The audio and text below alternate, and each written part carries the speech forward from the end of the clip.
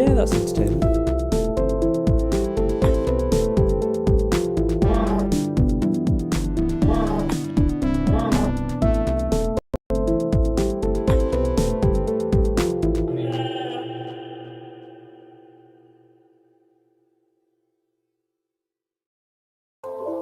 I'm watching it. Okay. Hello and welcome to Entertainment of Excellence, the podcast where we talk about films, TV, all of it. I'm Ollie. I'm Ben. And I'm Thom, and we didn't rehearse that. As you can tell. Well, this is the first time we're going live, so hopefully it'll be okay. If you have any questions, type them in the chat. We currently have one viewer, and it's probably me. It might be me. Although I just turned it off. So, we're pleased to announce that Birdemic is the best movie of all time. Whoa! Hey! Oh,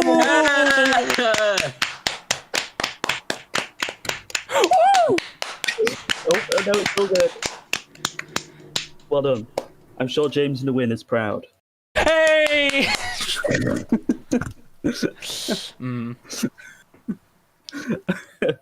do you pronounce it? Where do we start with this? Oh. Well, I think we'll give a little bit of background first. Birdemic is widely known as one of the worst movies of all time. What? I know, I can't believe it. It was amazing.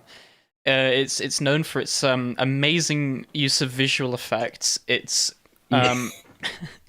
its artistic use of dialogue, and unique directing style.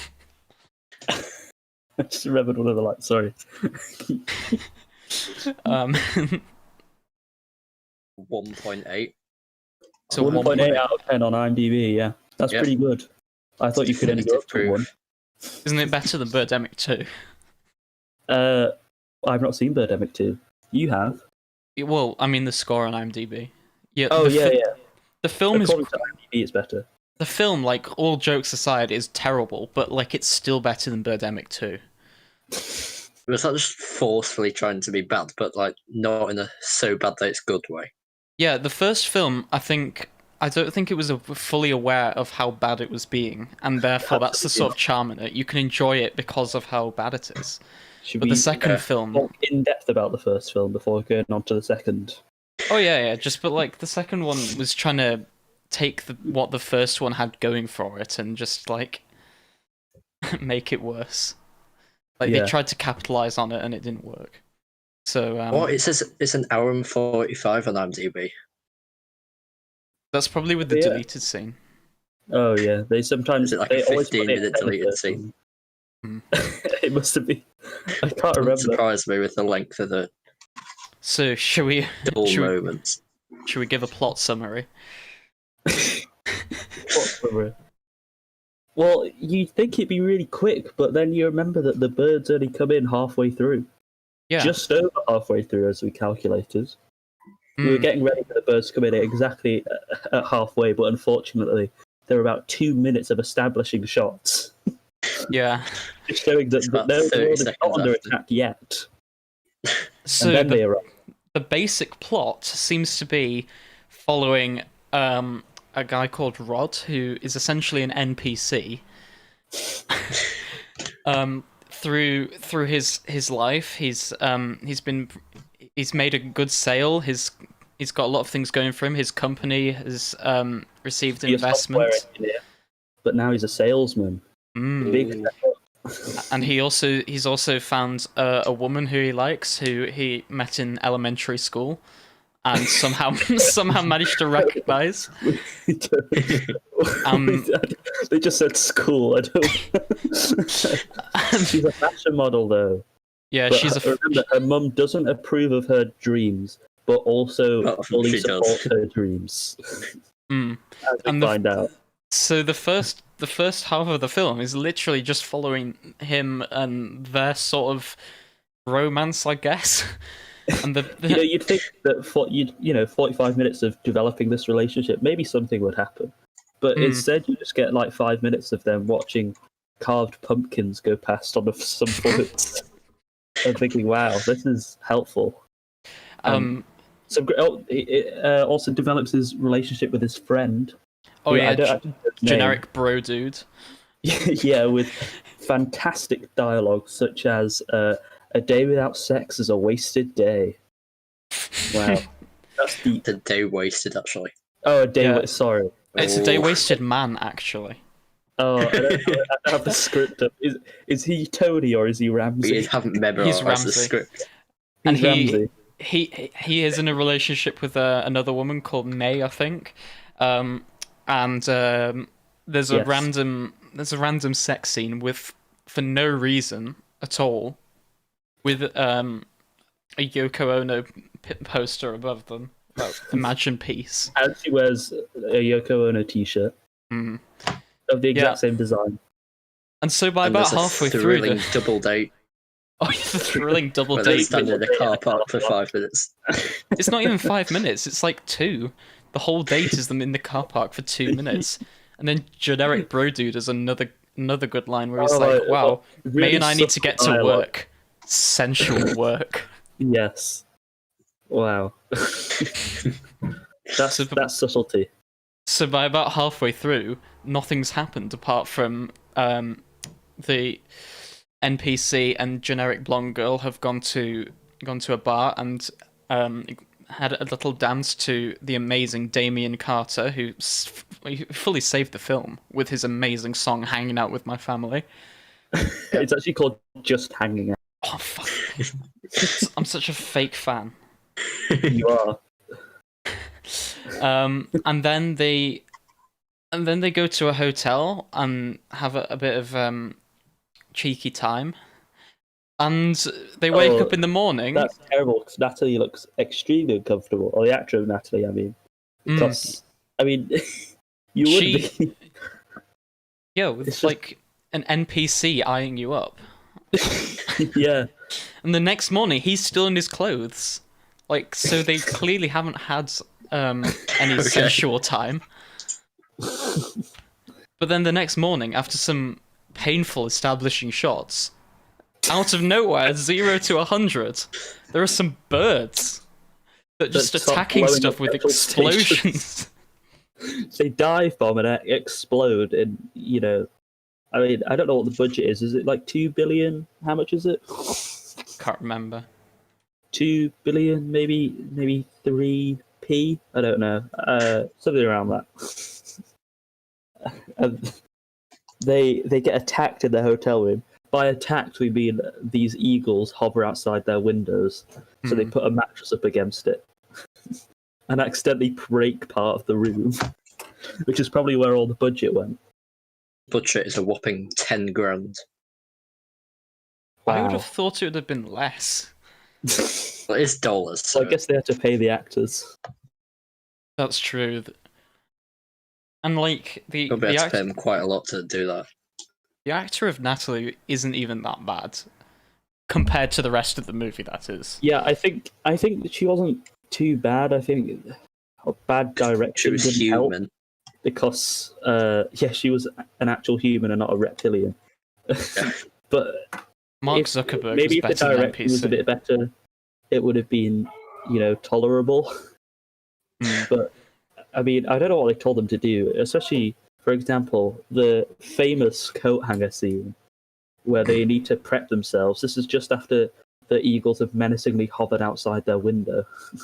A character goes, "We need to defend ourselves," so they grab some coat hangers and kind of vaguely wave them around, which kind of is an insight into what the direction was, i.e. there was no direction. Yeah. And so the plot then progresses in that they seem to be somehow on the run from these birds. They meet some people who were in the room next to them, and they sort of they kind of go in a car and they have It's hard to They've got explain. assault rifles on them. Yeah, they've got assault rifles, and they're Just what do they do? They drive off. Then they find some kids in like a car that's been attacked. Onto the boot. Oh yeah. Oh, of course. These kids are spoilt as heck. I want a Happy Meal. What else did they do? They they go to a petrol station, which there is still a guy there, and they pay by card. Oh yeah, so society is still obviously fine. They waltz into the petrol station with the opening line, "Hi, some of my friends got murdered by the birds." I'm paraphrasing, but essentially that. And they got just like $100 a gallon. Yeah, it was ridiculous. Oh well, I get them putting that in there, but I can't believe he was still working. Yeah. So I don't know. And then they somehow, for some reason, stop for a picnic, and then they run into this scientist who's sort of like brings what I'm assuming is sort of the message of the film, in that it was somehow linked to global warming and the humans' impact on the planet that made these birds suddenly go angry and turn on everyone, which I guess is an okay message, but quite how you can even vaguely relate that to this film, I don't understand. It's like on the TV at the start, and it's and then the polar bears won't have anything to eat, and they would eat seals, but they'd be dead. Yeah, they try and foreshadow this grand reveal. And then she just blankly stares at the camera for 10 seconds. Before we cut it. Oh, so good. So then they go on for a bit, and they meet another man who's in a cowboy hat, and he says, "Howdy, can I have some of your fuel?" No, we just bought it for $100 a gallon, so unfortunately we don't have any spare. He pulls out a gun. Whips out a gun. Goes to take the fuel. Gets murdered by the birds. They leave without the fuel. Just in the middle of the road. It's so. Oh, but don't worry, because they magically have it later on. Yeah. Also, the kids disappear for like a good 10 minutes, and then appear. So then they try and see a lot of this plot is just like random little things happening. It's not really anything big and interesting. It's just a series of small little scenes that make very little sense. Like they stop for some water and they meet a tree hugger called Thom Hill, who lives in a tree. Yep. And not in a hill. No, not in a hill, in a tree. And he goes on a little environmental rant and then says, "Can they go and play in the tree house?" And there's a mountain lion. Yeah. And a fire. There's a mountain lion. Oh no. Luckily. They have to run away. They run away. We know he survives because it's cast in the sequel. And the forest also burns down with more brilliant effects. With a brilliant bit after of them getting in the car while all still coughing, and there's no smoke or fire behind them. Apart from when they drive off, when there are 3 separate sections of flame. Yeah. So then it's sort of, instead of going to a grand finale, it sort of fizzles out because they go to the beach, and they get some fish. They cook the fish and then they go into the car and the kids want a Happy Meal. They go to the car. Birds start attacking the car, and then the birds fly off. And then there's some huge triumphant music, as if they've achieved something. Like, wow, it's the sort of stuff you hear at the end of like a movie where they've beaten all of the villains, but really all that's happened is the birds have flown away. Exactly the same thing that happened back at the hotel, but they got really scared about. They do literally just fly off. They fly off, the yeah. last line of dialogue, if you can hear it behind all the background noise, just going. I think she says like, "Why did they stop attacking us?" And I really hope that was just the actress saying that because she had no idea. Like, why are they just flying off? It's such. I don't know. I mean, not that I was really hoping for a satisfying ending. Don't question the creative talent behind Birdemic. Behind James Nguyen. Yeah. What a guy. Just true talent. And So- it said that I noticed it said they reused footage from one of his other films as well, which I think is Yeah. just brilliant. If we got any questions from the chat, Oh yeah, there appears to be one from Skilldozer123 saying, "What are the 6 most iconic moments in this film?" Wow, it's funny that you said that. It's Because- almost as if we'd What's- prepared for that. Wow. He wants to go through the iconic moments. Well, there's 6, and that's divisible by 3. So Ooh. take it in turns. I'll go first. Oh, Start awesome. right at the start, and that is the intro. Yeah. Oh, Which, of course. It's about 5 minutes of driving a car. Yeah, that's all you can With say, the really. iconic music. 30 seconds of music looped. Yeah. I can't even remember how it goes.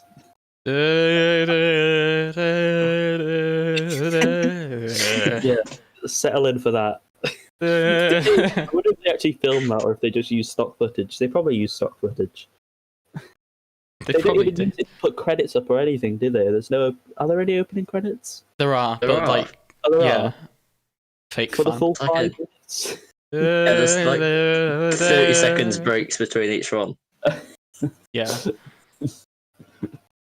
So and then next up we have the clapping scene. Oh yeah. Which is where the company that NPC works at gets bought for $10 million, and so they celebrate by clapping, and then it cuts, and the clapping starts again, and then it cuts, and the clapping starts again, exactly It like us at the basically start of this keeps episode. Switching between the different shots of the clapping, but they just restart at the start of the shot every time. Which is just ridiculous. And not only that, but after that's finished, he then says something else and it starts all over again. Probably one of the highlights of the entire film. And then the NPC's friend is getting a little bit too excited. That's just ridiculous. Like, oh, let's make his friend quirky. He starts humping his chair. It's like, okay. Generic bro dude. Obviously, another iconic moment is a romantic dinner for 2. When I say for 2, I mean it is literally just 2 of them in a restaurant. And then afterwards, they get on the dance floor. Again, still just 2 of them. And Damien Carter sings his masterfully composed "Just Hanging Out." Just With the hanging chorus. out, hanging out, Get out. hanging out with my family, having ourselves a party. Just Times hanging out, 4. hanging out. With some The Great full song is lyrics. performed. Oh yeah, Yes. he does the full song. I feel like they commissioned him for it, and poor guy was like, "Surely this is by chance for some exposure." Yeah, he sounds like he put a load of work into it, and it's unironically quite a good song. Well, it's okay. A I cool think we summer might be- breeze, make me feel at ease. Perception The might be a bit barbecue altered is- by just watching Birdemic. Mm, The lyrics are a little bit. weird. What's wrong with the lyrics? Uh, His Just a bit grandma odd. prancing and Sweet home Alabama. so that's the- very iconic. the next iconic moment is, as we mentioned, the mountain lion scene. the famous mountain lion, which we never get to see. Yeah, we live in a live in a tree, and just the best character in the whole Of course, film. he once again explains the environmental importance of the bird attacks. Yeah, He's like, "Oh, I don't care about the however many people are dying. I'm just worried that my trees will die." And they do. They set on fire from unknown sources, but he has to run away because of a mountain lion. IMD doesn't IMDb doesn't do him justice because they don't actually have his name. They just have Tree Hugger. Wait, can we update that page, please? I mean, in the credits of the film, it credits him as Tree Hugger, but he says his name. He says his name is Thom Hill, so I don't understand why they do that. They obviously knew that everyone would just forget it. They did my man dirty. Hello? They really did. And then there's the amazing scene, which involved the woman, the girlfriend of the people who were next door to them in the hotel. Oh yeah, the human. She went to she went to perform some bodily functions and got brutally murdered by a VFX bird. And just sweeps in and she's dead. The best part though isn't even the murder. It's the characters' reactions afterwards. The Natalie runs back to the car. Generic blonde girl runs back to the car, screaming, and then the murdered girl's the murdered girl's boyfriend gets up, runs back to where she was. The shot lasts for oh, it's so long. It looks ridiculous. And then it cuts back to him in the car. He just slaps the dashboard, gets a bit angry, whilst NPC looks on emotionless. And during all of this, go on.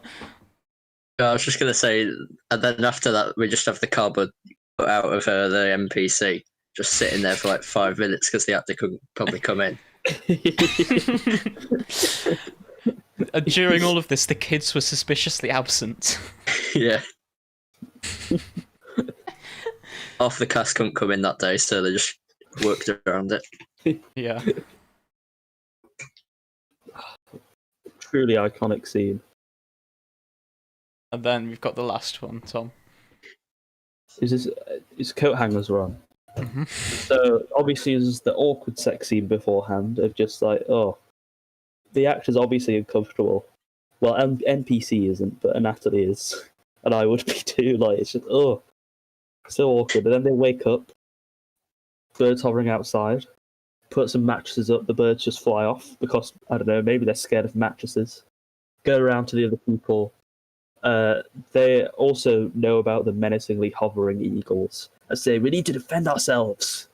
Grab some coat hangers. All stand back to back in what's gearing up to the most epic action scene of the century. And then they wave coat hangers around at birds that stay still on the frame. Well, we get about 2 noises of a bird going, caw, caw, caw. Sounds like there's about 2 of them, I think.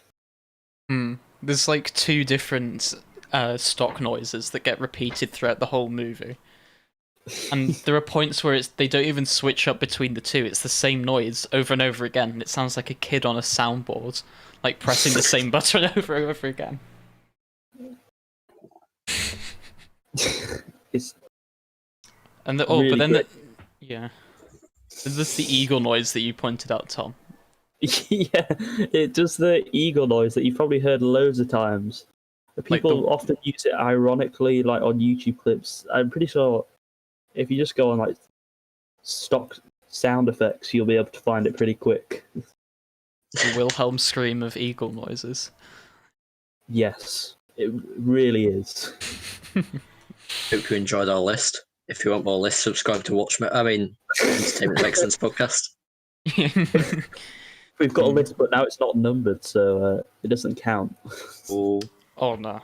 We've got some criticisms, but when we say criticisms, we really mean the highlights of the film. Oh yes. For example, the editing is on point.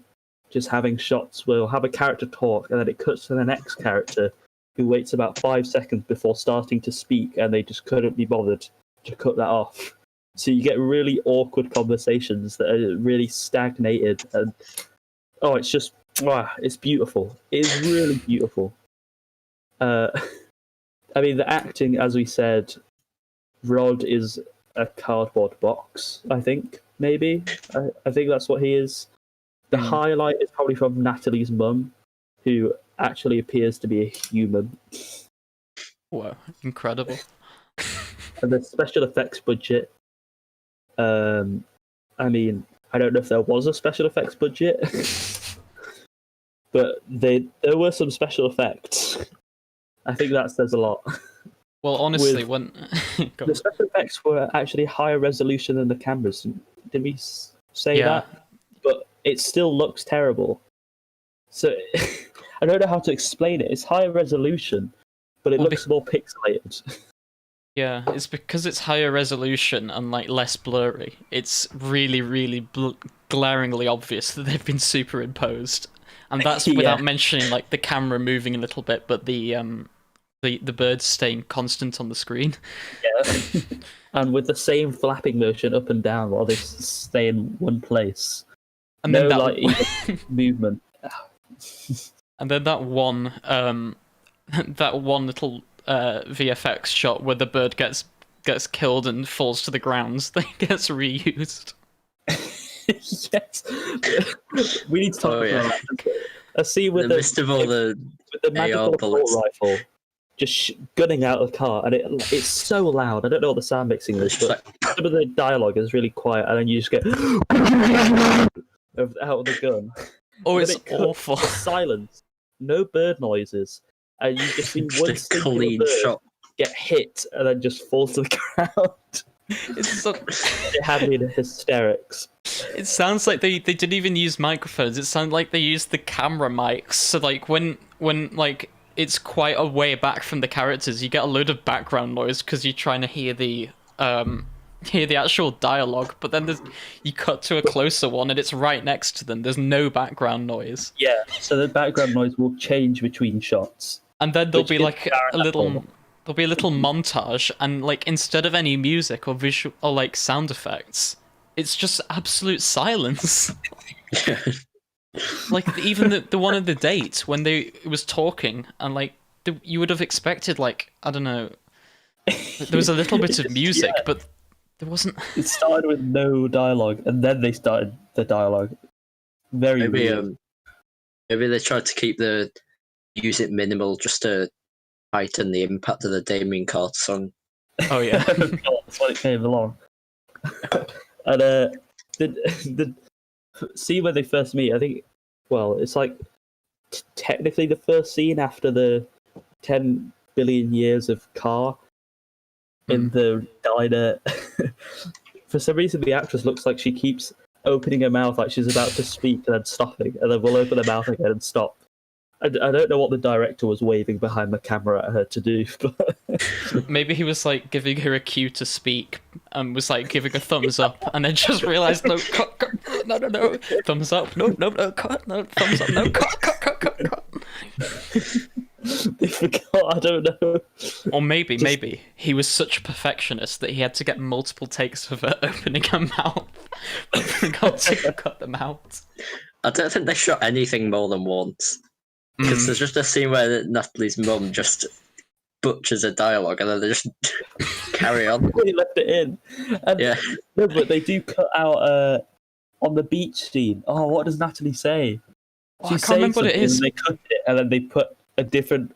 It's literally in the middle of her saying something. I can't remember what she's saying now.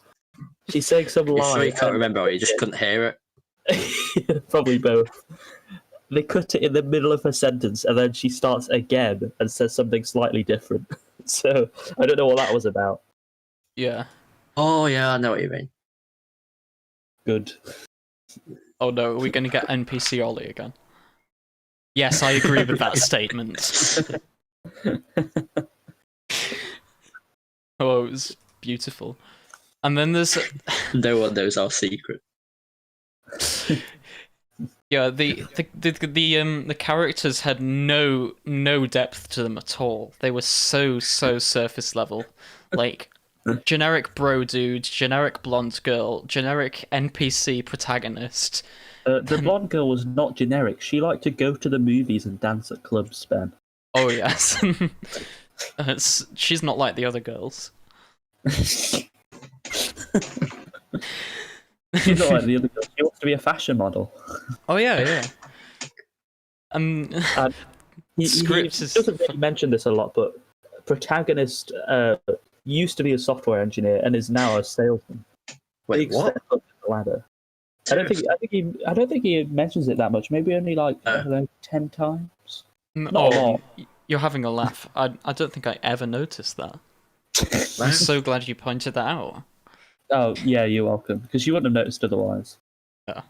There's just really awkward shoved in scenes of like I don't know if you remember. You probably don't remember half of them because they do nothing.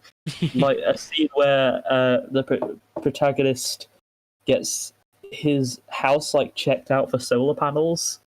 It doesn't have any impact apart from the fact that this film is trying to push an environmental message, which the director denies. By the way, he denies that it's like about raising awareness for global warming, which is weird.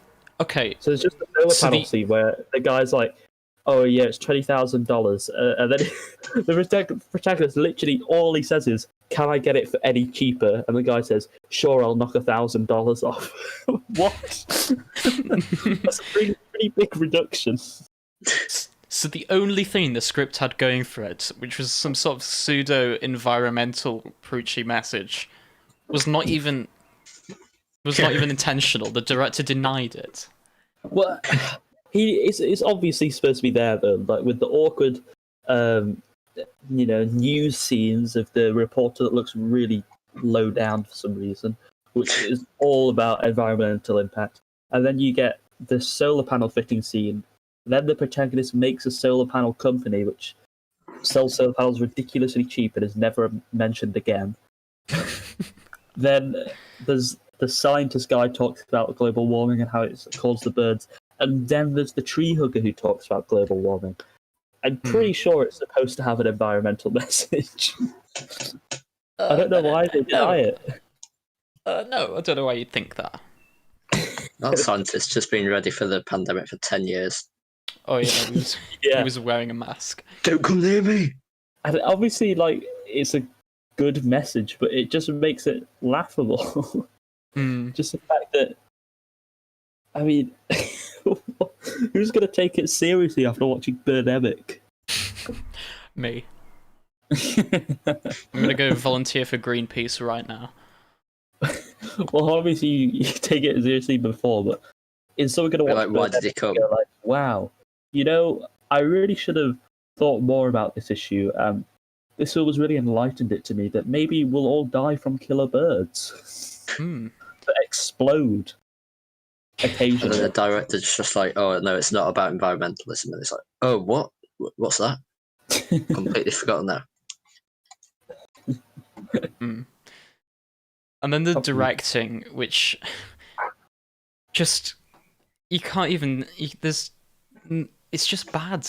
There's no like you can enjoy the film because it's bad, but there's no way you can deny how terrible the directing was. There were a couple of shots where it would pan across to something and pan back. There were the pacing was awful. There were shots that lasted too long, literally had me screaming at the film, "Please cut." He did. I did as well. Quite a lot. And then there were times when there were just stupid little things, like cutting to the same thing, the same space in the boardroom, like later on, so all the people have disappeared. It just it's terrible. You can't really put it into words, you just have to watch it. It's one of those. I've seen it how many times? I think I've seen it at least 3 times, maybe 4 by now. You've been blessed with the deleted scene. I have. It could be one of those things that, like, maybe. Have I watched it more than any other film? No, that can't be right. I've probably watched like a. How many times have you watched Avengers Endgame? Dark Knight or something. I've only watched Endgame. Oh yeah, Dark Knight I've seen quite a lot, and Scott Pilgrim versus the World, and Hot Fuzz and stuff. Hopefully, hopefully it's not the film I've seen the most times. That would be depressing. Actually, I've probably seen. I know what I've probably seen more: Wallace and Gromit and the Curse of the Were-Rabbit. Ooh. And it's definitely Space Jam. Space Jam. I don't know if that's worse or better than Birdemic, but I've seen it the most. I am. It is worth it though. Gotta say. I have it on DVD, but it don't tell anyone this, but it is the full movie is on YouTube. Oh no! But And if you want the to, guy if you just say he owns no copyright. but if you want to support the creators, then there's a link to buy the DVD in the description. It's a worthy Or investment. you could just get Thom to send it to you. I could send you Westworld as well. Yeah. Just We'll be DM us on Twitter. So let's wrap it up. What are your thoughts on the movie as a whole? It's probably like one of the funniest movies I've ever seen. Yeah. Worth It's so seeing. bad though, it's so good. Yeah, objectively, it's a terrible film, but it's still enjoyable regardless because you can laugh at how terrible it is. Yeah. There are parts that are so like excruciating and hard to get through, but for the most part it's just so funny that it actually went quite quickly. Yeah. I mean, yeah, it did. I remember I thought it'd been about 10 minutes. I was like, oh, 40 minutes have gone by. Yeah. And that's in the first act as well. Yeah, when nothing happens, you'd have thought that would really drag out, but for some reason Some it of didn't. the highlights are there. How about our ratings? Rating. Well, the problem Ooh. is objectively you have to go How do you really, rate it? really low. Could we I do? know, it's hard. But in terms of Does- enjoyment, you could be quite Could we high. give it a negative score? Because I know that there's a channel called Jello Apocalypse who will rate things positive on good value, and then like -10 out of -10 is hilariously bad. Yeah. Could do that. I don't know. Or is that too? I mean, we out haven't of the- done that before, but we haven't discussed a movie like Birdemic before. Well, actually, we have because we did Well, we this have now. episode before. I don't got to. Oh, read yeah. it, but- Oh yeah. So when we left the podcast a couple years ago, we did actually have 2 lost episodes, where we discussed Blade Runner 2049 with Thom as a special Coming out guest, next week, though, right? Yeah. and Yeah. we also did I think Birdemic. you said that 2 years ago. Back then, you were only allowed if we were talking about Blade Runner, but now we're Yeah. a little bit more lenient. I was. They were the only 2 episodes I did, and one of them wasn't released. Hmm. I'm the Blade Runner expert. I've read the book now as well. True The expert. same. Yeah, so might just have to give it a 5, just because it's 1 on actual quality, but 10 on entertainment. So I'll just go in the middle. That makes sense. Solid 5. Yeah. Yeah. Average it out. Yeah, go 5 then. Yeah. I'm gonna go. Okay. Doesn't mean I'm it's gonna not go worth what? I'm gonna go 5. 10? Oh, Yeah. well, what a review. What a film! And what a film. Well done. Hey! Hey! Hey! Let's recycle this joke. Let's go. Hey! Hey! Brilliant. Look, if they got to recycle footage from their first film, we can recycle a joke, okay? Oh, if Just only like we sorry. recycled this entire episode. if only we technically. still had the original Birdemic review, we could have recycled some of the footage from that. We wouldn't have to speak That as would have much. been great. Okay, Well, do so we have any recommendations? yeah. Oh, we do. Who wants to start? Hmm. Well, I guess I'll Start start if you this want. week because Here you go. Ben's got Because some cheeky music. yeah, I haven't watched much film and TV recently. I need to look for stuff to watch and to recommend. But in the meantime, given we're entertainment of excellence, we have the license to go for other forms. So I would like to recommend the album Ventura by Anderson .Paak and think it might be with the Free Nationals as well. Basically, it's his latest album from 2019, and whilst some of his fans prefer his 2015 one, Malibu, I like this one the best because it's the one that got me into him. So it's basically like it's a soul album, and a soul R&B, like straight out the 70s. Very much a tribute to some of the classics, but with a modern twist. Like, it still has some sort of hip hop production, and I think it was executive produced by Dr. Dre. So there's a bit of that. So he's some good beats then. yeah. Well, it's not all programmed though, because he's a drummer and he does some of his drums on the album, and he performs while drumming, often live. So I can't really describe his voice. It's somewhere between singing and rapping. It's like both. It's like melodic rapping, I guess. Childish Gambino, almost. I guess, yeah. But like with a bit more soul, like much more 70s influence than Gambino. So then he's got some features on there. Like he features Smokey Robinson, who's a huge singer from that sort of time frame.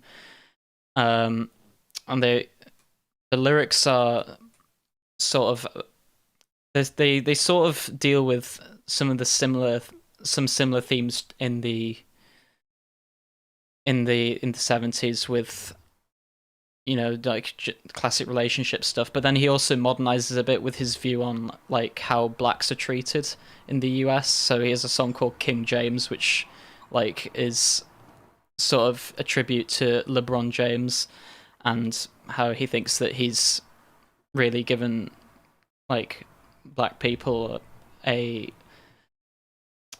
I've forgotten the word, like he's allowed them to make progress and done more to give them equal opportunities. So there's that. And most of all, it's just an enjoyable, feel-good album. And you can't really help but smile because the guy himself has a huge, wide smile with great teeth, which he took the mick out of with one of his tours where he called him the best teeth in the game. So yeah, I'd recommend that if you're a fan of soul, if you're a fan of R&B, even if you're a fan of hip hop. Like there's some modern stuff in there, and it's accessible to pretty much anyone, really. Cool.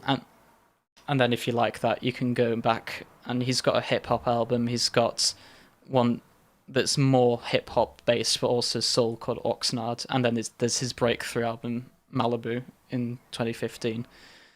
So yeah, I'd recommend that. Cool. I've got a film that I watched. It's the Netflix original Okja, sorry. I forgot they pronounced the J.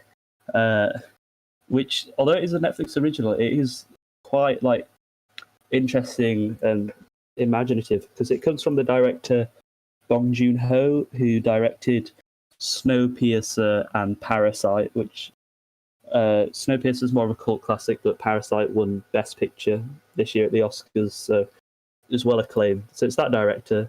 So it's got some good directing, and it's about this super pig that has been raised by this girl in Korea, but it's going to be used by a corporation back in America. Oh, I can't remember what the corporation's called now, but they basically want to capture it and turn it into meat and all of this stuff because they've been mass producing them, and the sending the pigs off to different farmers to raise them is kind of a publicity stunt. So it's kind of like a, I guess, comedy drama with adventure and action thrown in there as well. So there's some great comedy in it, some also really good acting. Like the lead, I would say, who seems to be listed quite far down. I can't actually find it now. But the cast is really good. Like Paul Dano, who I actually really like as an actor, but is usually in more odd films like I think Little Miss Sunshine and Swiss Army Man are his two big ones. So he's brilliant in it, and it kind of follows the battle between trying to bring this super pig home. So it's funny, it's got good action, it's also quite disturbing in parts as well. And on the whole, it's good, mainly good plot, but I think maybe the ending's a bit weak. But I think that's kind of how it's supposed to be, because it's not going to be really a happy ending, but it kind of is. But I thought it was a pretty good film. Maybe not like the best, maybe not the best that Bong Joon-ho's done, but definitely worth watching, especially if you have Netflix. Groovy. Nice.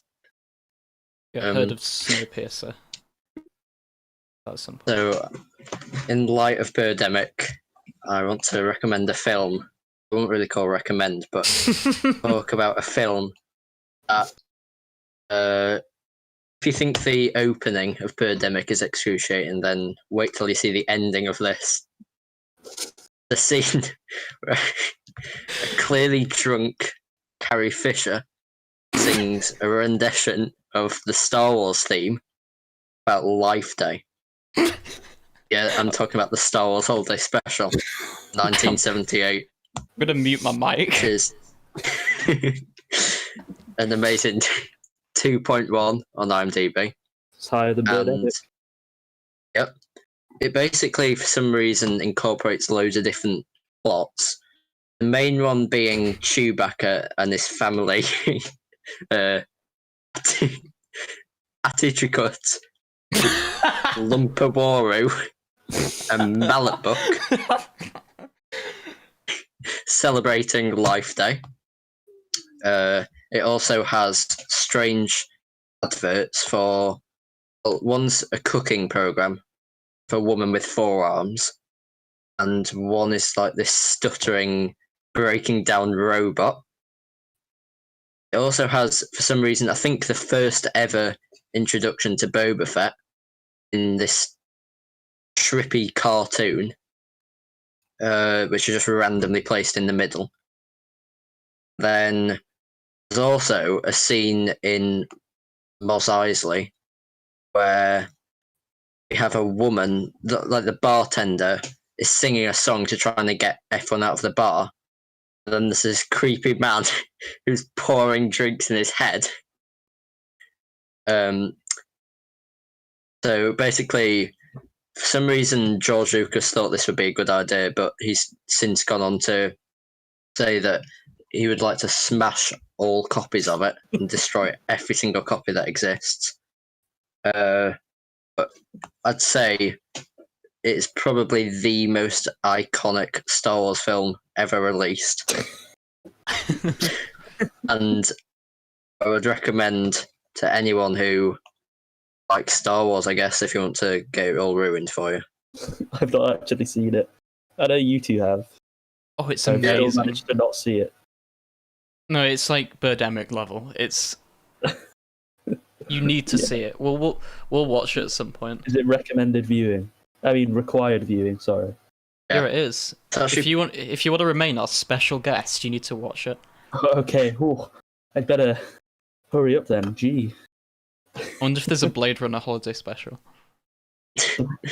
the best part about it too is it was meant to be a whole franchise. Like there was meant to be a whole series. Luckily, they just kept it at this. Oh yeah, I forgot about the scene where. And do you remember the Chewie's dad in some sort of like VR? Oh no! Oh no! So, he's enjoying himself a bit too much. So I'm not going to ask. No, you need to watch it. I don't want any spoilers. It's been a while since I've seen it, so This may contain I spoilers. hope I've summed it up in a. Oh, you've left it. way. You've left it ominous enough that people will want to watch it. Yeah. Obviously. I mean, I guess if we're going in that vein, there's one last thing I want to recommend, We all watched it recently for my quarantine birthday party. It was the one and only Cool Cat Saves the Kids by Derek Savage. An amazing movie. Not at all compared to Birdemic in terms of quality and entertainment because of its terribleness. It seems it's a sort of anti-bullying movie, I guess, with the protagonist being an anthropomorphic cat, called Cool Cat because he's cool. We don't go into yeah, we don't go into the biology behind that because his mum is also a cat and his dad is Daddy Derek Savage, the one and only. And so the movie is him and this girl, I've forgotten her name, just going around beating bullies, and eventually by the end of the movie, after a couple of interesting incidents, one of which involves a gun, they managed to turn one of the bullies back to being cool, back to being a gangster, you know, like a good gangster, not a bad gangster. Obviously, there's in the style of Birdemic, there's a whole subplot where Cool Cat goes to Hollywood and he goes on the red carpet with Derek Savage, and I think don't forget the 4x3 PNG of the Cool Cat Hollywood star on the Hollywood Walk of Fame. Definitely wasn't edited. No, not at all. Yeah, I think that was a little bit meta actually, but like, oh my, it's so bad it's good, just like Birdemic. You need to watch it. There's just a few little details that, like, I was just laughing so much. Like, there's one scene when they are facing the bullies and in like a local neighborhood, someone comes out of the house, sees what's going on, turns around, goes back in their house. Just the background. Which, like, of course you would if there's like a guy in a cat suit, but like a literal cat suit, not like that type of cat suit, talking to some kids.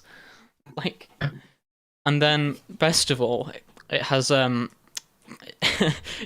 it has a famous porn star playing a policeman, who has some amazing acting. Really does. So 10 out of 10 would recommend for fans of Birdemic. Yeah, if you want a fun weekend, then you can watch Birdemic, Holiday Special, and Cool Cat. Yeah. Groovy. Well, we've still got like 5-10 minutes, so is there anything anyone wants to talk about, or do we want to just leave a little bit early? No, I've got something. I was thinking, this is like the renaissance of the podcast, right? Oh yeah. So yeah, thought to myself, are there any films where the reboots are better than the original? Ooh. So I got a list on the internet, but can you think of anything? It's really difficult to think of. The Fly, maybe? I mean, I'm not going to say there's a wrong answer, but it's not down there. Yeah. Sorry. Well, no. I mean, it did reboot a film from 1958. Yeah. So it was probably quite easy to make a bit better. Probably like Godzilla. But it was David Cohen. Yeah. Oh, it was Godzilla on there. Well, there was King Kong. Shout out to Custard Kong. Oh yeah, shout out to Custard Kong. You're the guy. Yeah, just like Godzilla and King Kong movies, they're going to be pretty much the similar plots anyway, so it's just a matter of the visual effects getting a bit better. The other ones on there was Mad Max Fury Road. Oh, yeah. That's brilliant. I've not actually seen the original, though. Batman Begins, and I guess that whole trilogy, but it's quite hard to say with things like that, because also with Bond as well, there's a lot of renditions of the same thing. Yeah. There was Scarface. Wait, that was a reboot? Yeah. I think there was one from like the 30s or something. Oh yeah, 1932. Nice. And then instead Amazing Spider-Man. No. Don't agree with, but Maybe not. maybe if you talk about the third film. If you pit Amazing Spider-Man 2 against Spider-Man 3. Yeah. Well, I think the Amazing Spider-Man 1 is okay. Yeah, it's nothing special, but it's alright. It's enjoyable, I guess. Yeah. It's not something I'd want to own on DVD. I do. I do. I didn't buy own all them. the Marvel films. I think I've got all the. Oh no, we've got all like the Spider-Man films up to Amazing Spider-Man 2. That was like. Yeah, it's not a. DVDs. I guess like Homecoming is better than like Spider-Man 2, Spider-Man 3, both Amazing Spider-Mans. Well, no, Well, and the Amazing Spider-Mans and Spider-Man 3. If it's like the third rendition or something, then is it really a reboot? Yeah, I guess. I'm trying to think of other like reboots. Yeah. I recently watched Hellboy on Netflix. Oh no, no. I mean, I haven't seen the original, but I've seen the original. The original is great fun. Yeah, I watched the David Harbour one and oh dear, put it on the list. Should we not talk about that? Oh wait, Star Trek The Next Generation, right? People like that one more. Or is that controversial? Some people like The Next Generation more. I've not actually seen any of them. I guess it kind of is. Although apparently not the It's not the longest list ever, but hopefully we can break that tradition and come back better than ever. Oh yeah, us. Oh, okay, I see. That's where this is going. Yeah. We can do it. We can do it, guys. Subscribe to the channel. When we get to 100 subscribers, we'll do a face reveal. If it's by episode 7, though. Yeah, if it's not by episode 7, then we. What episode is this? 6. 6. Okay. Oh, we've got a comment here by some mysterious person. It says, "Great job, guys. Very interesting." Oh yeah, I wonder who that could be. I think he's called Dave. Oh, I know Dave. I know him very well.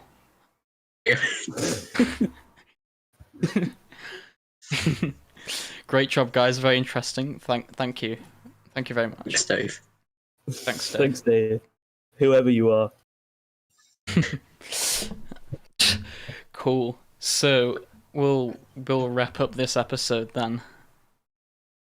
Oh, wait, before we do, we've had a third comment from another mysterious person. What? Who is this? It's from someone called Thomas. Really was the brilliant podcast, As in guys. Best special guest Tom S. No way. Because it says Thomas. Oh yeah. It's Thomas, not Tom S. Yeah, come on. Groovy. Well, so if you want to get in contact with us, 4 years. Yeah. Well, if we're going to be a good reboot, then we need to do as many episodes at least as we first did. Yeah. It'll take us to episode 8. No, Then we'll right. do some spin-offs. Yeah. Episode 8.4. Could even have some more special guests. Oh no, we can't do that. Oh no. But then we'd have to kick Tom off. Oh yeah, true. It's not like he could become a regular host. We have to kick him off. Yeah. So if you want to get in contact with us, you can follow our Twitter, which we hardly ever check, at EOV Podcast, or you can contact us via our website, which we haven't checked for longer than the Twitter. Or you could just leave a comment on the YouTube video. We'll be live streaming episodes every Friday. I think probably around 4, but it might change depending on what happens in the day. Just sort of around 4, like late afternoon, that sort of time. Yeah. Thanks for watching. Right, see you. Goodbye. Alright, see you. Alright, see ya.